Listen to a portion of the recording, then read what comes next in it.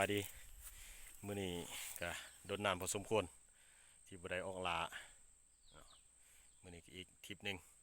ไปทดลองเบิ่งประจำปี2024ยังบ่ทันได้ออกลาจักเทื่อมื้อนี้จะไปลาไปยืนเนาะท่านที่เส้นทางกำลังเดินทางมากับบักขาวผู้ใจคันเก่าคันเดิมไปติดตามนำกันว่าไม้ลับของเฮาอยู่บ่เด้อว่าสิมีโตบ่มื้อนี้สิได้ซำเด้อเนาะไปเบิ่งนำกันสอดแจ้ง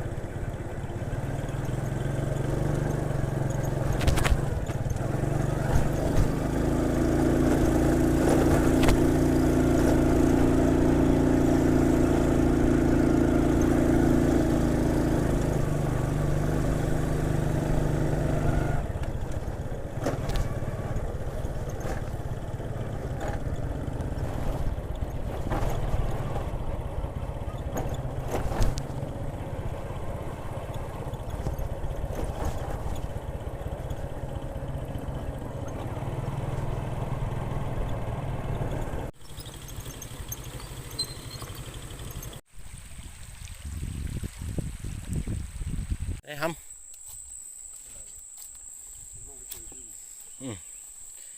ลงเตย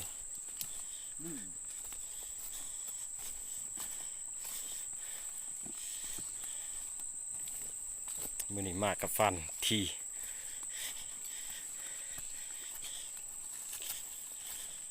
มาประสันสีมือบรรยากาศโอ้คัก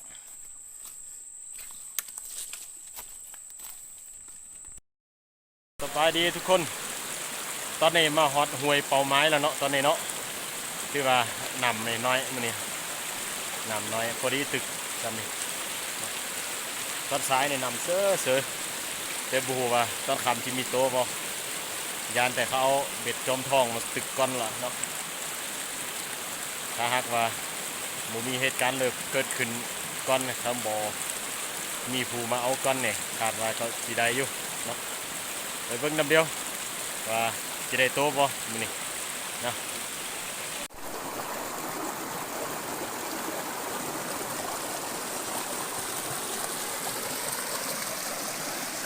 คือว่าหัวที่เขาจะตึกเมื่อนี่จะมีแกงมีนั่นนี่เนาะพะโล้หินนั่นนี่เดี๋ยวรอถ่ายตอนค่ำตอนนี้ก็เวลา4 โมงถ้าจะย่างขึ้นเมื่อหัวหวยเนาะเมื่อ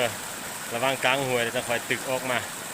เพื่อบ่ให้เมื่อยนะถ้าหากว่าเขาตึกขึ้นเมื่อมันจะเมื่อยเวลากลับเนาะ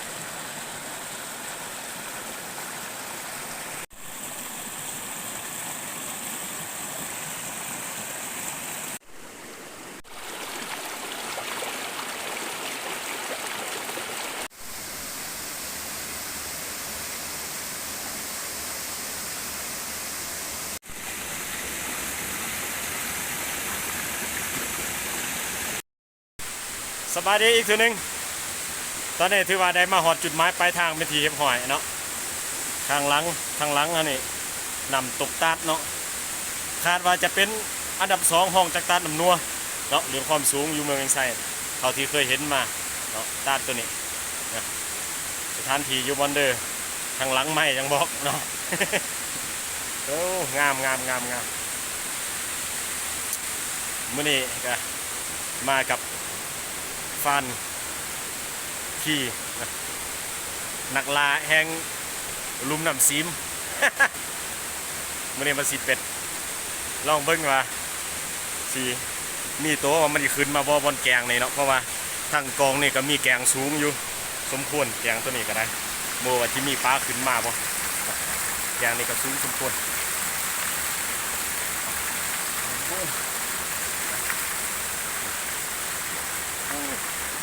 เวลาเรือก่อนที่ขึ้นมาฮอดนี่ตอนนี้ก็เวลา5 โมงแรงเนาะมาชมภาพบรรยากาศท่ารอทางมันมืดแล้วจังคอยลงเบ็ดเนาะแต่ว่าตอนนี้ก็สิลองลงเบิ่งก่อนว่ามีปลาขาวกินบ่เนาะหรือว่าไปยืนบางทีก็ออกเสาเพราะว่ามันเป็นห้วยลึกสูงเนาะบรรยากาศ11มื้อนี้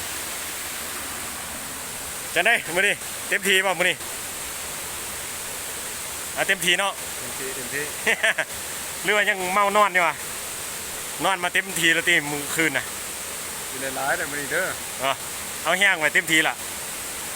ซากเต็มแล้วไพ่ซากเต็มหน่อยนั่นนี่โอเคเต็มแล้วมาพอกันเนาะอยู่ตาถึงโอเคมาเบิ่งนำกันอันนี้ก็ฮะก็มาถือทำอิฐเนาะขึ้นมาฮอดบอลตามือเนี่ยช่วง4-5 ปีก่อนน่ะก็มาถือนึงแต่ว่ามาตอน3 โมงเช้ามาฮอดบอลนี้เนาะ11มาฮอดบอลนี้3 โมงเช้าแต่ว่าบรรยากาศเป็นหมู่หูตอนนั้นเนาะขึ้นมาหูอย่างเดียวผ่านหนาวแล้วก็กลับเนาะตอนนี้ไปเบิ่งนำกัน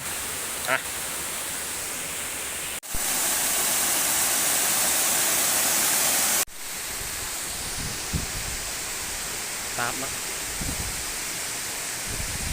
ต้นตาลมีอยู่ประมาณ30 ถึง 40 เมตรเนาะบ่ต่ำกว่า40เนาะบ่ต่ำ40 เมตรตอนนี้ก็นักล่าแห่งลุ่มน้ำซิมกำลังไปสำรวจเบิ่งสถานที่ลงเบ็ดนะครับ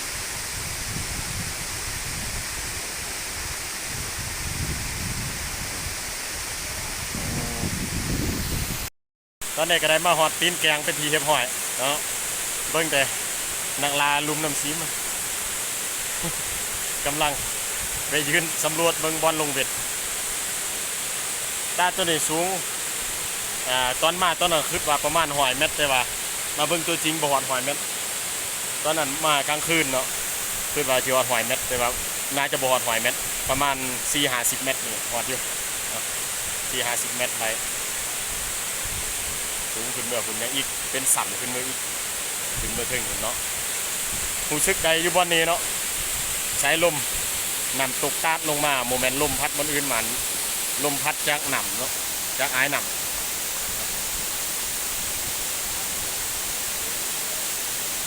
มีห้างเพิงวะโอ้มีห้างเพิงผมเนาะอยู่หัวแกงมีห้างเพิงอย่างนึงจะไปเบิ้งน้ำเดียวมีห้างเพิงใช่ปะโอ้รู้สึกว่าลมแห้งไรอยู่บนนี้เอามาเบิ้งหมอน้ำเดียวลงมาเบิ้งหมอน้ำเดียวอย่างวันเขาจะลงเบ็ดเนาะลองเบิ้งเขาจะลงเบ็ดไหนปะโอ้มีไอ้น้ำลงวันนี้นะมีไอ้น้ำอยู่นี่น้ำเขามามีไอ้น้ำเขามาหนาวเหมือนกับมีพายุเข้ามารู้สึกว่าอยู่นี่คือฝนยุ่ยนี่อยู่นี่คักบรรยากาศโอเคได้แต่บอกว่าโต๊ะจะมีหรือเปล่าเนาะไปเบิ้งน้ำเดียวโต๊ะมีปะเนาะบอลไทยจะลงเบ็ดบอลนี่แรงเบิ้งน้ำการพี่น้องคักบรรยากาศอยู่ได้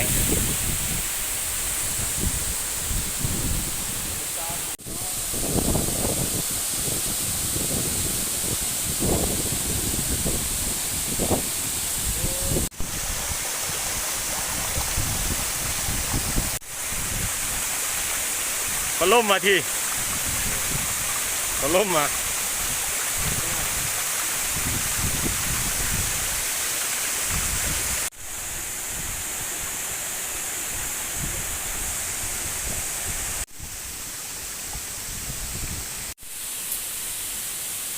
ลงเบอร์เด้ออาจารย์ ใช่เดี๋ยวที่ ฮะเบอร์ซี่วะเบอร์ซี่มาญี่ปุ่น เบอร์นี้ก็ได้ เบอร์7วะ กูได้ ก็ได้ได้พอดีเบอร์7ปลาหน่อยก็ได้ปลาเยอะก็ได้ รถสวยนี่ อืม รถสวยนี่ ได้ปลาขาวก็กินเบอร์7กินดี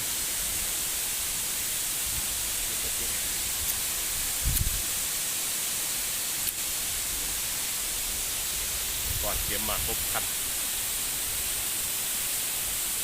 เด็ดคันเดียวเนาะต้องเอามาหลายคันหนักเฮ้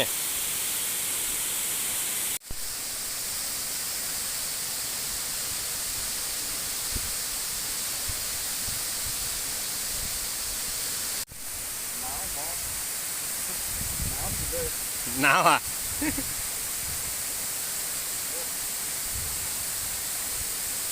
เดินขึ้นมาหัว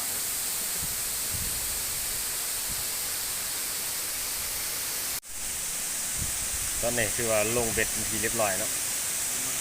เร็วแล้วจับไปเลยท้ายแล้ว ไว้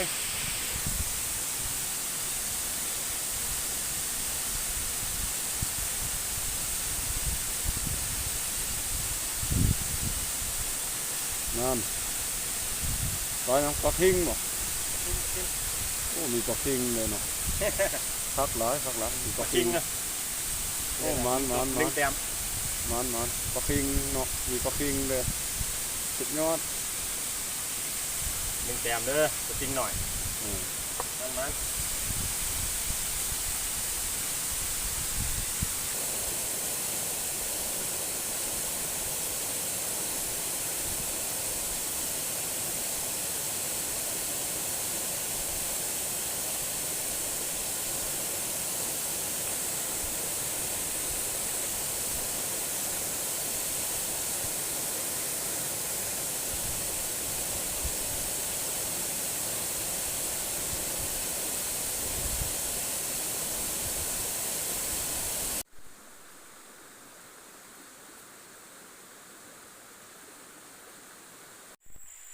จังได้จาน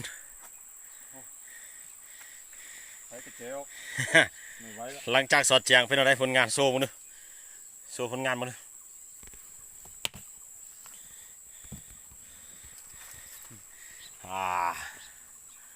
ใน2 ถุงประมาณถุงหนึ่งประมาณ3 โลเนาะได้เนาะถุง3 โล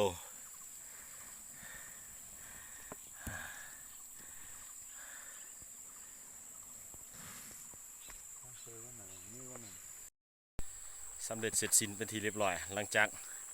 บุกมา1 คืนเกือบดัง อดนอนสดแจงเนาะโอเคพอกันคลิปหน้าสำหรับคลิปนี้เอาสำนีซะก่อน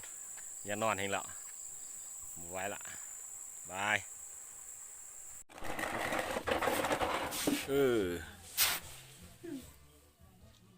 3-1ไปสิ ผลงานได้3-1ปลายืน กูกับปั้นนะสิรู้ว่า ปลายืนกับปลาเปิม